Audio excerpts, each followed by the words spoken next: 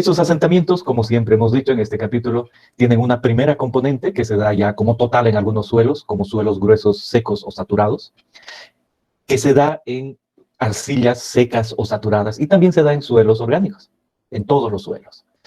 Se le suma en algunos suelos, suelos finos saturados, el asentamiento por consolidación, en otros no hay. Y si además es orgánico, debemos esperar un asentamiento por consolidación secundaria.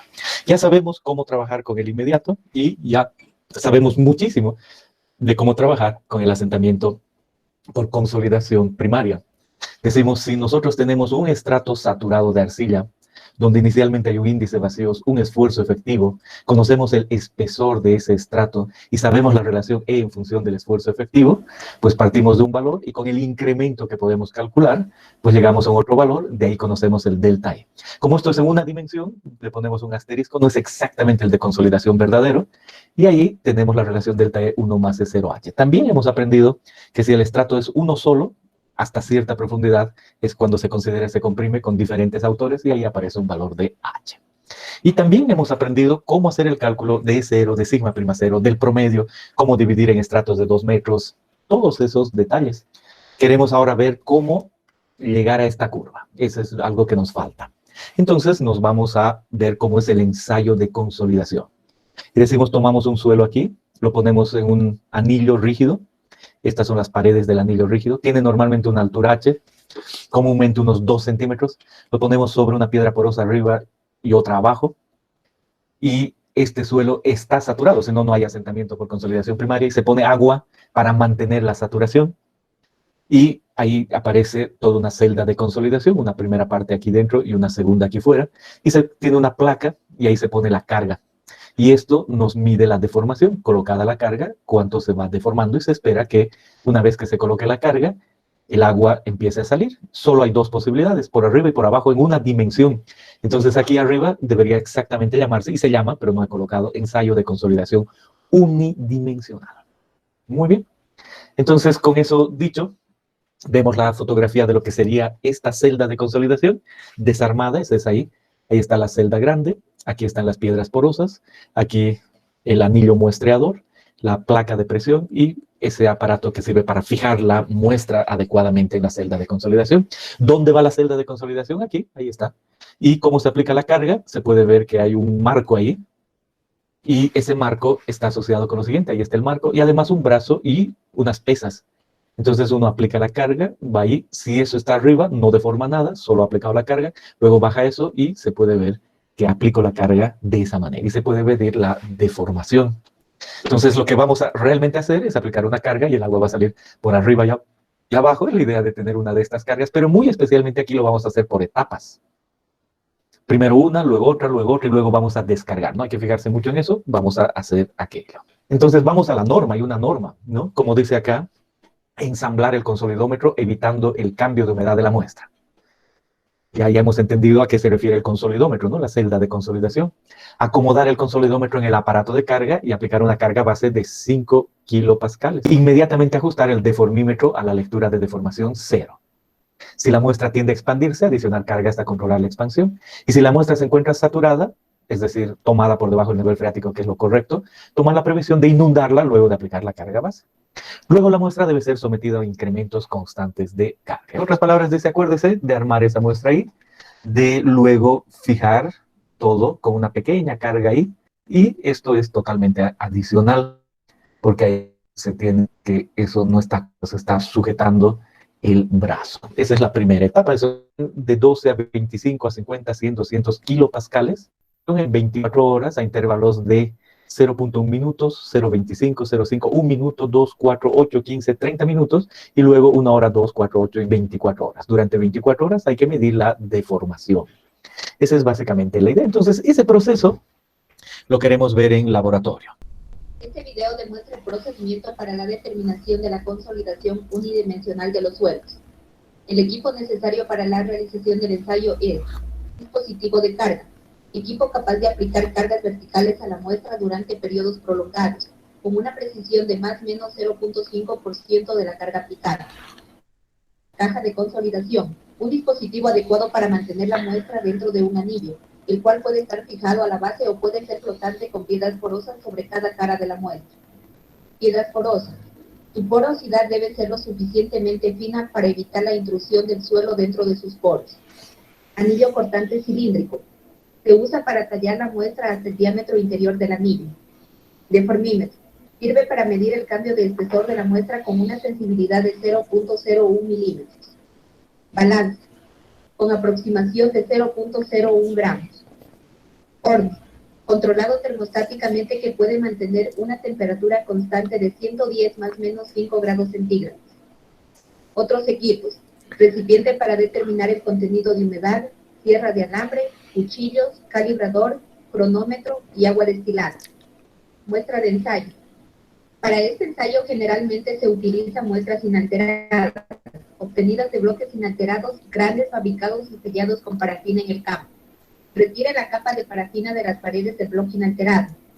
Inserte el anillo cortante en el bloque inalterado y recorte la muestra utilizando un cuchillo o sierra de alambre.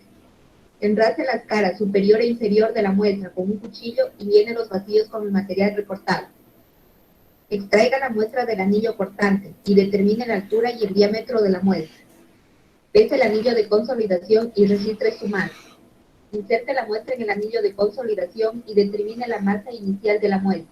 Obtenga 2 o 3 determinaciones del contenido de humedad inicial, utilizando el material recortado de la muestra. Procedimiento. Humedezca las piedras porosas y el papel filtro.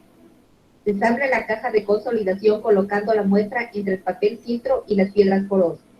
Coloque la caja de consolidación en el dispositivo de carga, poniendo sobre la cara el disco móvil de acero para uniformizar la carga. Coloque el deformímetro en el dispositivo de carga con su dispositivo para sujetar. Aplique una carga de asentamiento de 0.05 kilogramos sobre centímetro cuadrado para suelos firmes y de 0.025 kilogramos sobre centímetro cuadrado para suelos planos. Aplicada la carga de asentamiento, llene con agua la caja de consolidación, dejando que la muestra se sature y encere el deformímetro vertical. Coloque carga sobre el consolidómetro para obtener presiones sobre el suelo de aproximadamente 0.31, 0.63, 1.26, 2.53, 5.05, 10.10 kilogramos sobre centímetro cuadrado. Inmediatamente aplicado cada incremento de carga, ponga en marcha el cronómetro y registre la lectura de deformación de la muestra a intervalos de 0.1, 0.25, 0.5, 1, 2, 4, 8, 15 y 30 minutos, y 1, 2, 4, 8 y 24 horas. Una vez tomada la última lectura con el último incremento de carga, descargue el suelo mediante reducciones de carga en orden inverso. Para disminuir la expansión durante la descarga, deberá descargarse la muestra hasta la carga establecida de asentamiento. Pese la masa de la muestra extraída de la caja de consolidación. Seque la muestra en el horno a 110 más menos 5 grados centígrados. Pese su masa seca y determine el contenido de humedad final. La clave es que siguiendo este procedimiento, uno ve la deformación para una carga y mide a 0,1, etcétera, etcétera, lo que se ha mencionado, y tiene una deformación, y esa deformación va creciendo. Y la curva, no le vamos a decir típica, pero la curva puede lucir así cuando se dibuja la deformación en función del logaritmo del tiempo. Perfecto. Si es que uno no pone en función del logaritmo del tiempo, puede poner solo el tiempo, la deformación es así, de esa manera. Noten la diferencia. Y es solo cuestión de la escala. Y ese es el resultado para una carga. Pero no solo se coloca una carga, eso es durante 24 horas y uno obtiene o esa gráfica es la misma, expresada en diferentes escalas. Muy bien. Dice, para minimizar la expansión durante el desmontaje de la muestra, aplicar sobre la carga base. Es decir, no pasar de 5 kilopascales. Esa es básicamente la idea, si bien eso no es tan claro. Una vez que los cambios de altura hayan cesado, usualmente se debe esperar una noche, desmontar rápidamente luego de quitar la carga base, remover la muestra y el anillo del consolidómetro y secar el agua libre presente en la muestra y el anillo. Determinar la masa de la muestra en el anillo y quitar la masa del anillo para obtener la masa húmeda final. Entonces hay que sacar el consolidómetro y obtener la masa húmeda final. Tener el cuidado de que puede haber agua alrededor y eso puede cambiar todas nuestras cosas, ¿no? Hay que secar y solo medir el agua que está dentro del suelo y ponerla al horno, ¿no? Eso nunca hay que olvidarse.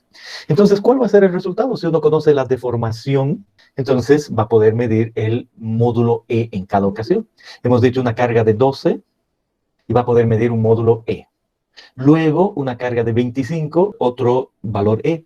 Y en laboratorio puede tener todo eso, 1, 2, 3, 4, varias cargas. 12, 25, 50, 100, al doble, 200, 400, 800, 1600, 3200 en este ejemplo. Y noten que si bien es el doble en esta escala, hasta que estos puntos estén a la misma distancia, esa es la clave aquí en escala logarítmica. Y luego se descarga, y al descargar, es lo que hemos visto, se descarga y se deja cierta carga, no totalmente, y a partir de aquello la descarga, no a partir de la norma permite que uno vaya de 2 en 2, no a ese, sino al siguiente, 2, 2, 2.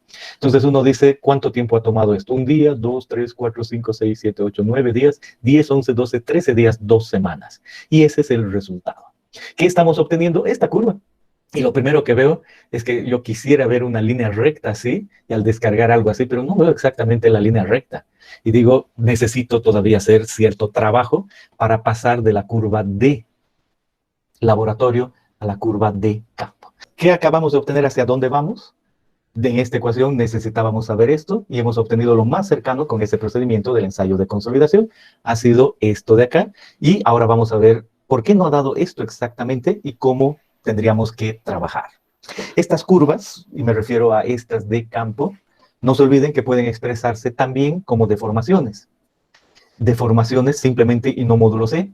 Y obviamente van a tener esa forma. Y y ahí está la clave, si se descarga y se vuelve a cargar, no es una línea exacta ahí, sino que hay ese loop, esa histéresis. Entonces, por eso viene la idea que no es lo mismo descargar que cargar. Pero en general en suelo se pone una línea ahí y quedamos tranquilos. Si cambiamos y ponemos en escala logarítmica, entonces igual decimos esa curva debería ser esta, la curva virgen, y al cargar y descargar eso.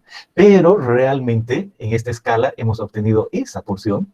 Ya vamos a entender por qué. Luego recién la curva y al descargar y volver a cargar, pero solo hemos visto el descargar, hemos llegado ahí. Eso es lo que estamos viendo nosotros. Una vez más, esta curva se asocia con lo que acabamos de decir. Por lo tanto, si veo aquí, digo, muy interesante, hay una porción en la curva, otra que se sale, y si yo quiero el coeficiente, deberé poner una línea entre el último punto y ese, ¿no? Entonces aquí yo digo, muy interesante para esta porción, posiblemente debo unir este último con este. En esta muestra no se nota tanto esa estéresis, pero sería correcto para obtener la línea de expansión de este suelo. Y aquí hay una línea recta, y ahí especialmente se ha prolongado, y asociada con aquello, y esto sale de la línea recta. Entonces, ¿cómo es que funciona realmente y qué podemos ver aquí? El asunto es muy simple. La curva y el criterio es el siguiente.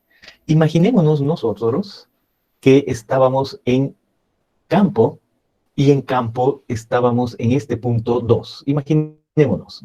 Nuestra muestra tenía un E0 ahí en ese punto y un sigma prima 0, ¿verdad? Y hemos ido a campo y hemos sacado la muestra. Y al tenerla en el laboratorio ya no hay esfuerzo encima porque ya no está actuando, ¿verdad? Entonces, ¿qué trayectoria ha seguido ese suelo? Vamos a escribir y decir, la trayectoria que ha seguido ha sido esta de acá. Entiendo que se ha ido en una línea recta, que todavía no conozco la línea recta, y es esa.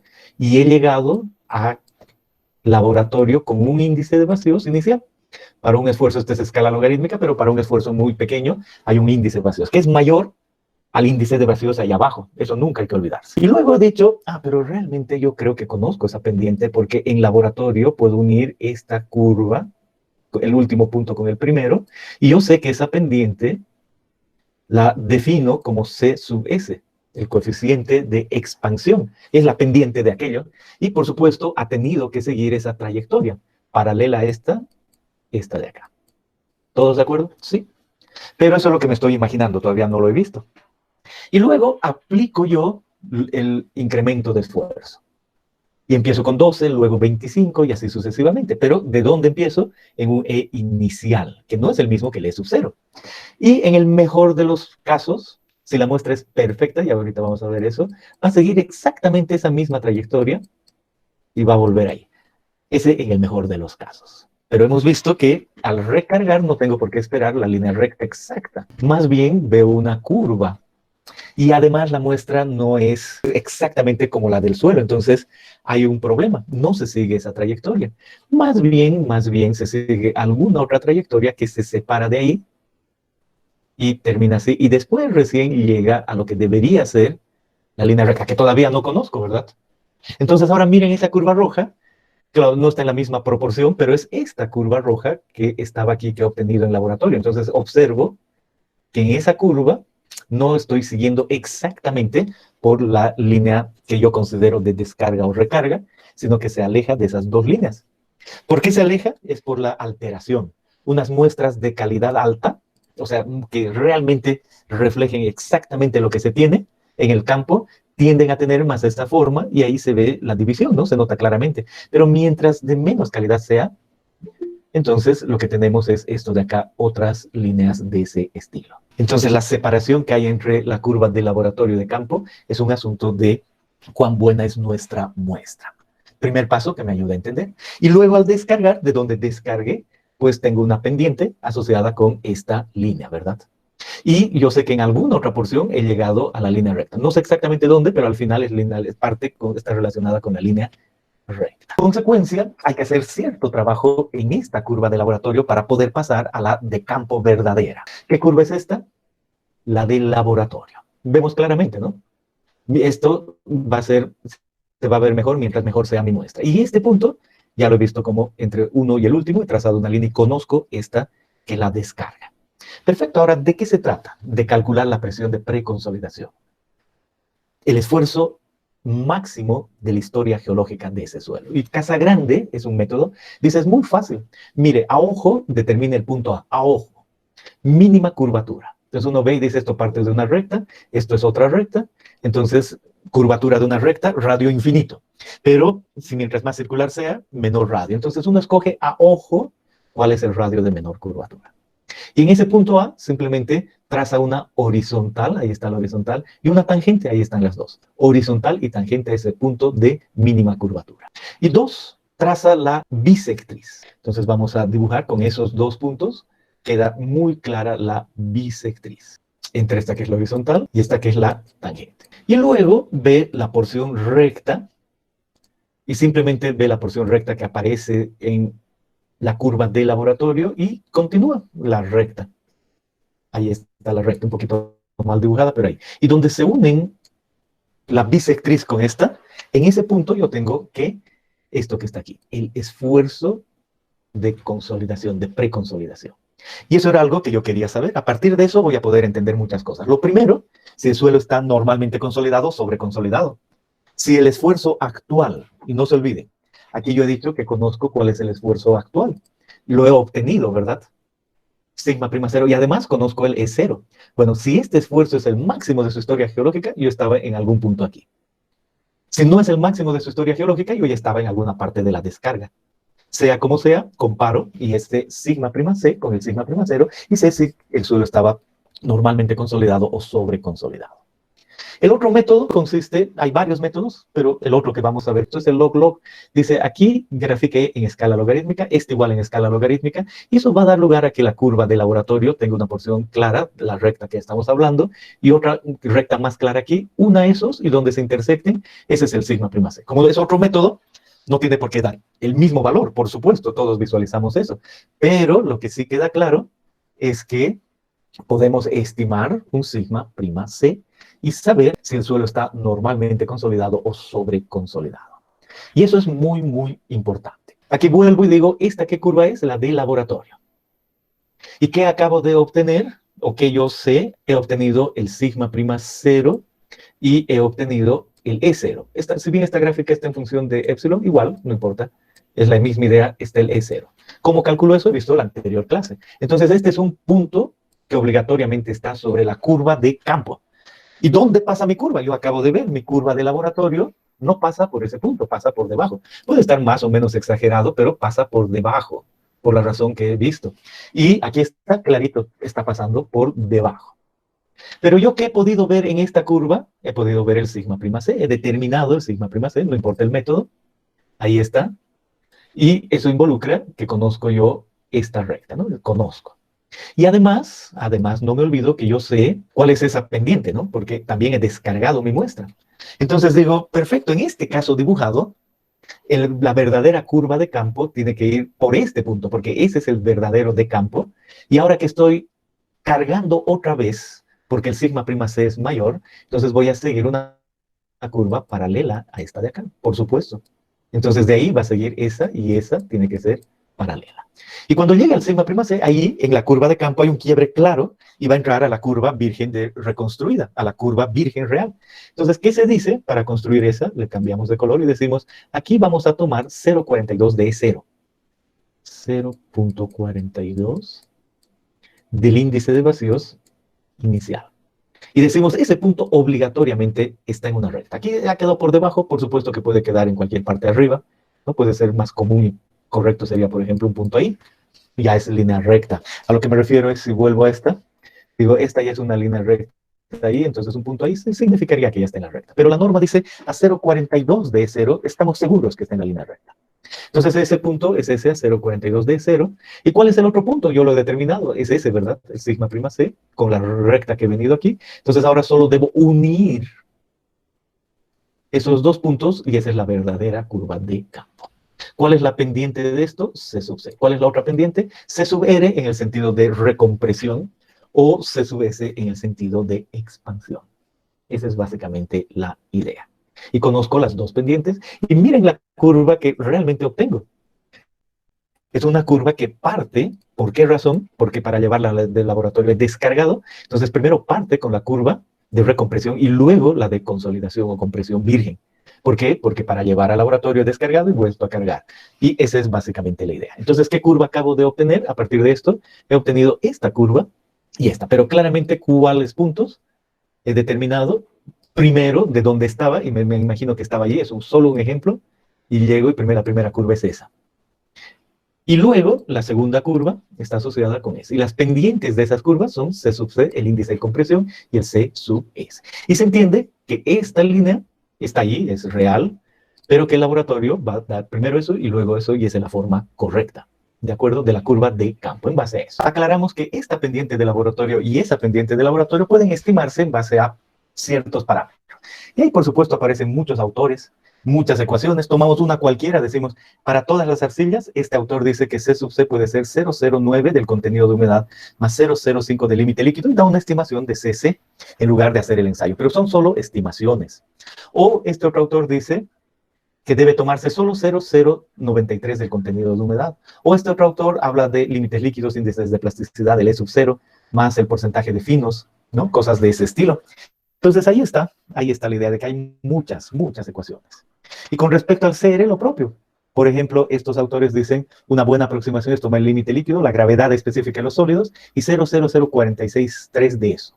Bien, no hay problema. No hay que usar eso ahora, pero en la vida profesional hay que saber que existe eso y probar una, probar otra y sobre eso decidir. Especialmente estos autores, Park y Kumoto, el 2004, escribieron una aproximación para CC. Y el 2004, en el laboratorio de geotecnia, se probó con los datos de Cochabamba y se dijo, esas ecuaciones y con el mismo criterio, es mejor que sean escritas de esta manera. El E sub 0 no como E sub 0, sino como porosidad, N sub 0, y el CC en esta ecuación.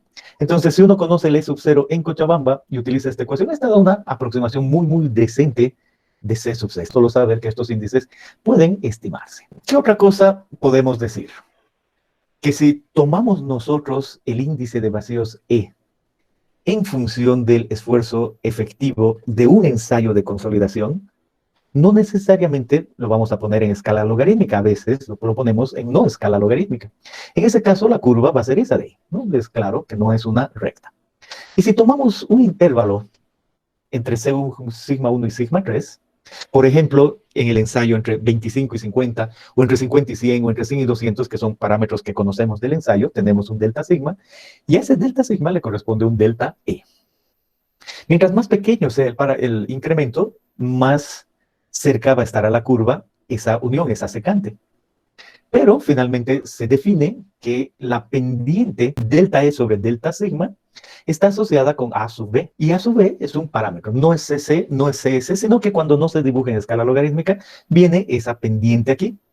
Recuerden que esta otra pendiente se había definido como el índice de compresión. Y en la descarga, el índice de expansión. Bueno, ahora estamos diciendo que al no tomarla en escala logarítmica entre dos puntos, uno es variable porque la curva cambia. Pero estamos definiendo un coeficiente AB.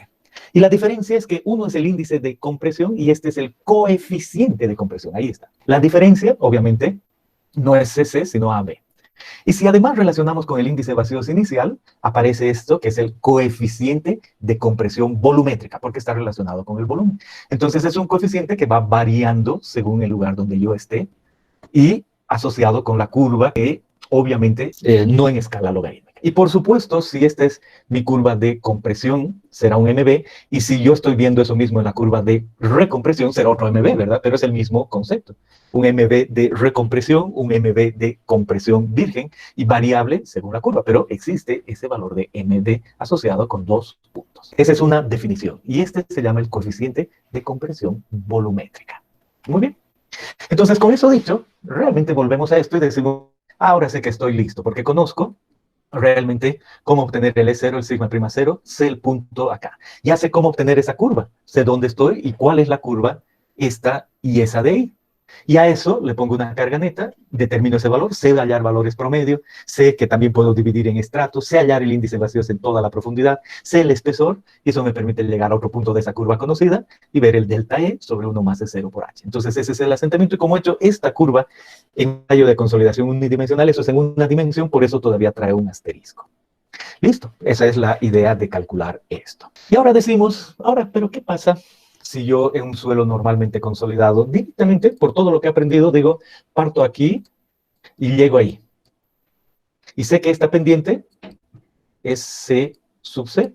Y una pendiente es el delta E, el cambio del índice de vacíos, dividido entre el esfuerzo menos el esfuerzo inicial. Como es escala logarítmica, eso representará el logaritmo de un sigma prima final sobre el sigma prima inicial. Y el inicial es el sigma prima 0 y el final es el sigma prima 0 más el incremento, o un medio o un promedio, todo lo que he visto en la clase anterior. Entonces conozco eso. Y estoy diciendo que ahora el delta E se relaciona con CC, ¿verdad? Puedo despejar el delta E según ese criterio, conocido CC de laboratorio, el delta E es logaritmo CC por el logaritmo de sigma prima F sobre sigma prima I. Entonces a la ecuación anterior, a esta de acá, puedo yo decir mejor, en lugar de delta E de la gráfica, le pongo la ecuación. Y aquí veo que la ecuación es esa, CC por logaritmo del final sobre el inicial. Y aquí está, CC por el logaritmo del final sobre el inicial, el final sobre el inicial, y sobre el 1 más E0 por H. Entonces uno dice, aquí está la ecuación que normalmente se usa, que entra en los formularios, pero que no es nada más lo mismo que he estado viendo expresado así. Entonces digo, si el suelo está normalmente consolidado, partía de normalmente consolidado, y se incrementa, uso esta ecuación y listo. Solo necesito saber el CC, el esfuerzo inicial, el incremento, el índice de vacíos inicial y la altura del estrato. Y por supuesto, nunca me olvido que lo mejor es dividir en estratos de 2 metros y para cada estrato hacer esta operación y sumar el asentamiento de todos los estratos. Pero también puedo tomar el punto medio y representar un promedio. Y esa es la manera de calcular el asentamiento para suelo normalmente consolidado. Es lo mismo si el suelo está sobreconsolidado, pero con una diferencia. Yo parto de un otro punto. El punto está sobre la curva de recompresión. Y hay 2 posibilidades. La primera es que al cargar llegue ahí y ese valor represente que el sigma prima 0 más el incremento no llegue muy lejos. ¿Qué quiere decir no llegue muy lejos? Que sea menor al sigma prima C. Este dibujo muestra eso. Este final es obviamente mayor al inicial, pero menor al sigma prima C. Eso quiere decir que me he movido en esa recta. Pero ¿cuál es la pendiente? C sub R o C sub S, lo que se utilice. Y el C sub R en este caso sigue siendo el delta E sobre el logaritmo del esfuerzo efectivo final sobre el esfuerzo efectivo inicial, igualito antes, pero con una diferencia. Este es C sub R. Consecuencia, si yo pongo el delta E a la ecuación anterior y multiplico por CR, ahora en este caso me va a salir esta ecuación, que va a ser idéntica a la del suelo normalmente consolidado, con una diferencia. Este coeficiente, en lugar de CC, porque la pendiente era CC, va a ser igual, solo que con el otro coeficiente, el coeficiente que es el CR.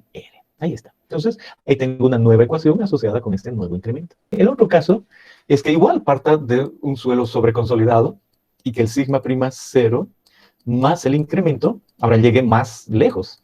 ¿Y qué significa más lejos? Mayor al sigma prima C. Entonces, ¿qué puedo ver aquí? Que he llegado hasta ese punto. Entonces, inmediatamente digo, aquí hay una primera parte con una pendiente y aquí hay una segunda parte con otra pendiente. Y en esta primera parte hay un delta E1 asociada con una pendiente, y en esta hay otra delta E2 con otra pendiente. Y se debe sumar ambos para hallar el delta E. Y eso que este primero está asociado con C sub R y este segundo con C sub C. Y está asociado con que hay esfuerzos finales e iniciales. Pero noten, ¿cuál va a ser el final del primer delta E? Sigma prima C, y el inicial sigma prima 0. Y la pendiente va a ser C sub R. Entonces dice, hay una primera componente del asentamiento, C sub R por H sobre 1 más C0, por el logaritmo de ¿qué? De sigma prima C sobre sigma prima 0, porque es el final sobre el inicial, más este de acá, y esta pendiente CC por H sobre 1 más 0, por el logaritmo del esfuerzo final, que es sigma prima 0 más el incremento, entre el inicial. Y para este segundo tramo, el inicial es ese, ahí está, sigma prima C. Entonces, esta ecuación es la misma, solo tiene que distinguir si estoy en un suelo normalmente consolidado, sobre consolidado, y en cuál de los casos. ¿Qué pasa si nosotros estamos deseando trabajar con E en función de sigma prima y hallamos el MB entre dos puntos? Entonces, entre esos dos puntos hay un delta sigma. Aquí aparece el delta sigma. Por el MB en esos dos puntos, que es variable. Y multiplicamos por la altura. Entonces, este es el mismo asentamiento que hallaría yo en cualquiera de estos casos. La diferencia es que, por ejemplo, en un caso he tomado esta curva y la expreso en función de MB, pero para esa curva conozco yo el incremento inicial y el incremento final y conozco cuál es el MB entre esos dos puntos. Entonces, utilizo el incremento, la altura y el MB. Pero, ¿qué pasaría si yo estoy en otro caso? Y estoy en este caso. Entonces, va de aquí a aquí, y entre esos dos puntos hay otro MB. Entonces, igual, puedo yo hallar el MB ahí. Y si estoy en este otro caso, por supuesto, debo tener cuidado de que hay dos MBs, uno hasta aquí y otro hasta ahí. Entonces, sumo el de esta consideración más el de esta consideración, y es hacer lo mismo con esa otra forma de la ecuación, con esta de acá. Finalmente, decimos, una vez que entendemos que el asentamiento que hemos hallado hemos podido calcularlo y es en una dimensión, ¿cómo paso al verdadero asentamiento de consolidación? Aquí dice, multiplico por un coeficiente alfa. Entonces, esto saco usando la compresión en una dimensión y luego calculo alfa. ¿Cómo calculo alfa? Me dicen, mire, si usted tiene un estrato de arcilla, ahí abajo hay un suelo incompresible con una altura h. Conoce B, conoce h. Entonces conoce una relación de B sobre h. Y además sabe ahí abajo la razón de sobreconsolidación de su estrato. Con eso entra acá y dice, por decir algo, mi estrato está normalmente consolidado, OCR1. Entonces uno sube y dice alfa 1. Ah, muy interesante. El asentamiento de consolidación, cuando el suelo está normalmente consolidado, dice que es igual al que he medido a partir de los datos de laboratorio. Y listo, y ese es el verdadero de consolidación.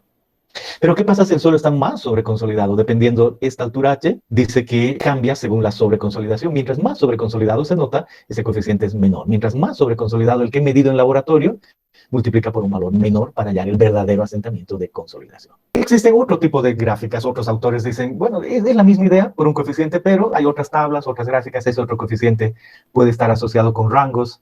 Aquí solo vamos a decir eso, ¿no? Muy sensitivas, normalmente consolidadas, sobreconsolidadas, se asocian con esos rangos que vienen aquí. Bueno, estos solo son rangos y no nos preocupamos mucho.